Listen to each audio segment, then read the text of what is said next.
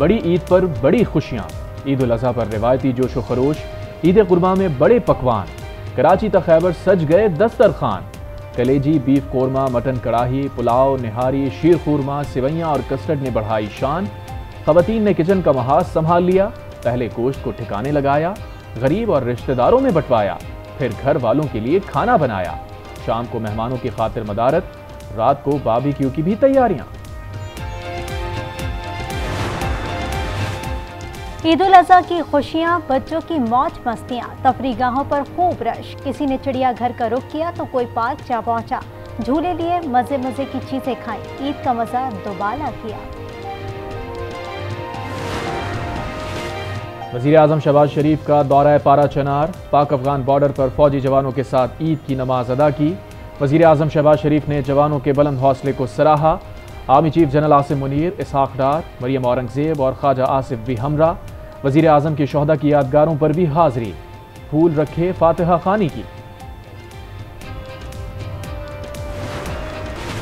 सुन्नत इब्राहिमी की अदायगी के बाद घरों में कलेजी और गोश्त की डिशें तो बन गईं, मगर रोटी सबको तनूर की है पसंद।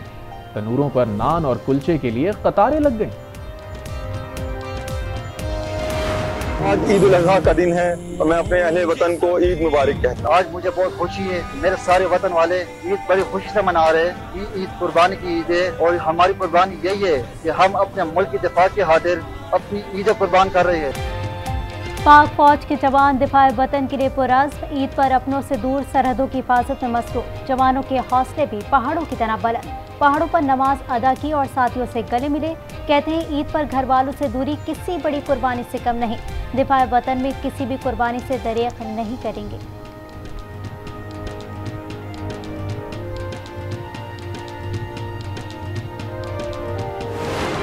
सॉलिड वेस्ट का अमला है, तमाम की जो आम तातील थी उसको पहले ही कैंसिल कर दिया गया था। आपके गली मोहल्लों से, घरों से, सड़कों से आलाइशों को उठा के उन 110 मखसूस जगहों पर लेकर आएंगे। कौन अवामी है, कौन अवामी नहीं है, अपने आप को अवामी कहने से तो कोई अवामी नहीं होता। कराची में आलाइशें उठाने का ऑपरेशन 5 रोज तक जारी रहेगा। 110 मकामात पर आलाइशें जमा की जाएंगी। मेयर कराची मुर्तज़ा वहाब ने तफसीलात बता दी। कहा, खुद को अवामी कहने से कोई अवामी नहीं हो जाता। कुछ लोगों को आए जुम्मा 8 दिन हुए हैं। बुक्स की ऐनक पहने अफराद शरारतें छोड़ दें। अवामी खिदमत में रोड़े ना अटकाएं। अवाम फैसला करेंगे किसने प्रेस कॉन्फ्रेंस और किसने खिदमत की।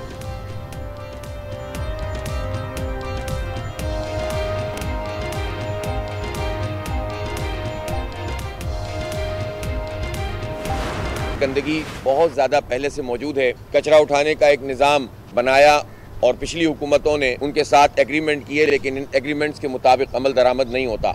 इस वक्त बहुत सारी यूसीज के ऑफिस मौजूद नहीं है, बहुत सारे टाउन्स के ऑफिस मौजूद नहीं है। हमारी पूरी टीम जमात इस्लामी के तमाम मुंतखब लोग फील्ड में मौजूद हैं, काम कर रहे हैं।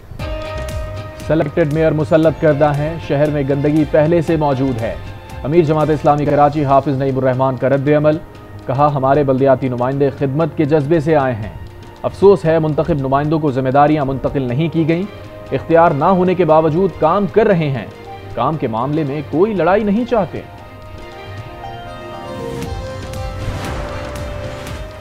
लाहौर की सड़कों पर भी आलाइशों की भरमार। मोहसिन नकवी की ईद उल अज़हा पर सफाई के बेहतरीन इंतजामात यकीनी बनाने की हिदायत। कहा, आलाइशों को मुनासिब तरीके से ठिकाने लगाया जाए। सड़कों, गली मोहल्लों में आलाइशें नजर नहीं आनी चाहिए। सफाई के इंतजामात गुज़िश्ता साल से बेहतर होने चाहिए। जुलाई अहम तरीन महीना है। हमारे साथ जो होना था वो हो रहा है। अब आपकी बारी है।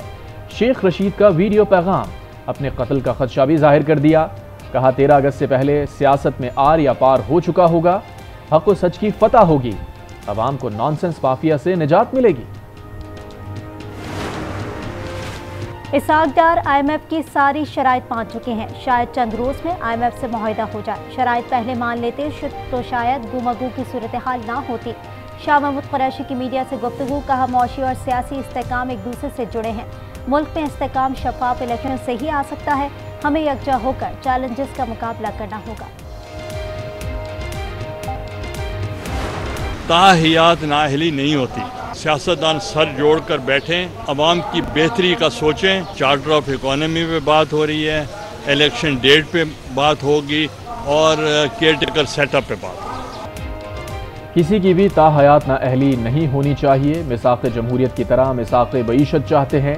मिसाक़ मईशत, इलेक्शन और निगरान सेटअप पर बात होगी। यूसुफ रजा गिलानी कहते हैं PTI का नजरिया 9 मई को दफन हो गया। इदारों पर हमले करने वाले काबिल कबूल नहीं।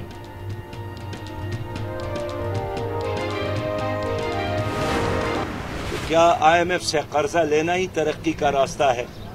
कर्जे ले लेकर तो हमारी ये हालत हो गई है। इसलिए IMF से कर्जे लेना, इस पर कभी भी हम तरक्की नहीं कर सकते। हमारी तरक्की के लिए और चीजें हैं कि अपने पांव पर खड़े हों, हम अपने वसाइल का सही इस्तेमाल करें। मुल्क में मौशी और सियासी तबाही जारी है। IMF से कर्जा लेने से मुल्क कभी तरक्की नहीं कर सकता। अमीर जमात इस्लामी सिराजुल हक कहते हैं मुल्क से VIP कल्चर और करप्शन का खात्मा करना होगा। मुश्किलात से निजात का वाहिद हल अदल और इंसाफ का निज़ाम है।